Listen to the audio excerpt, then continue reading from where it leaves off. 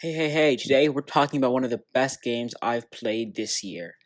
Transistor is a sci-fi action RPG centered around one woman, one mysterious weapon, and one futuristic city on the brink of collapse. Made by Supergiant Games, creators of Bastion, it can be played on Steam, PS4, iOS, and the Nintendo Switch. But before we get into it, I just want to say hello. Hey, if you haven't been here before, I'm Carson, and you're watching Verbal Gaming.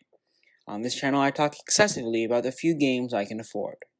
If you like deadpan humor, funny edits, and mildly interesting commentary, stab that subscribe button so you don't miss future mistakes and videos. With that said, let's talk about Transistor. This is a review, so I'm trying to avoid spoilers. Quick version: you hunt down the elite bad guys who used to own your talking sword and beat up a robot virus while you're at it. The story is in a futuristic setting, obviously, in the city of Cloudbank. The process, enemy of humanity, is corrupting everything, and you need to overcome it. The lore of this game is pretty obscure, but it builds up as you go. You'll go the majority of the game not really knowing what's going on, but at the end, let's just say, everything becomes one in an extremely satisfying and heartfelt ending. The story revolves around Red and the Transistor. Red is a young singer who lost her voice before the beginning of the game. If you need help figuring out which one is Red, then I don't know. She's a gal that looks like she's about to make out with the Xenoblade. There are other characters too, like Lillian Platt, Omar, Preston Moyle. You'll get to meet them throughout the story, gaining cool new moves and a bit of backstory while you do. The one thing I love about this game is that it doesn't hold your hand. It doesn't coddle you like a toddler or walk you through every single thing. And it doesn't give you the entire story from the start. It drops you into the beautifully crafted world of the Transistor and tells you to go discover, explore, and play. This game allows you to move quite freely along the streets of Cloudbank. Right home. You can do a little flourish with the Transistor or stop, take it in, and hum. The art and music, which we'll get to later, I promise, make for an immersive world filled with the smallest little details. Each part allows you to step deeper into the game and understand the story in a new dimension. They didn't need to add a large portion of the things in the game, like futuristic subway, for example, but they did, and it's little things like that, the small details in a big world, that make this game beautiful.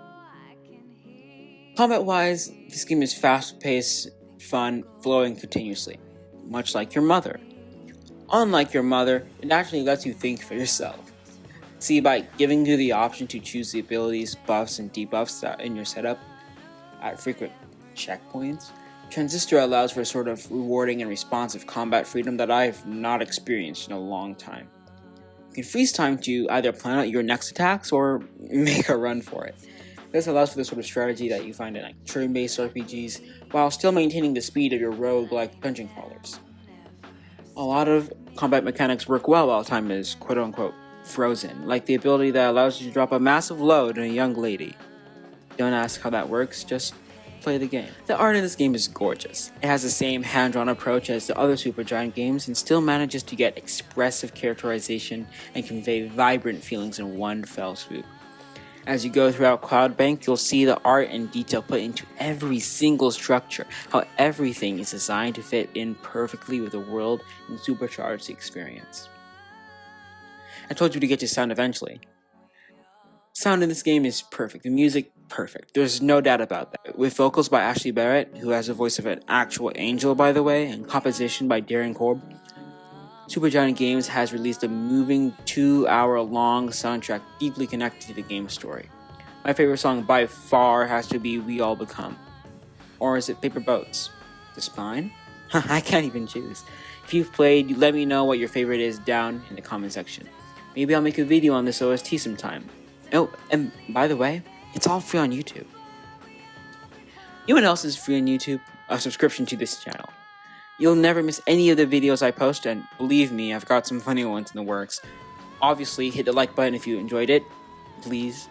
I need validation from anonymous people on the internet. With that said, check out this handpicked content I'm sure you'll enjoy.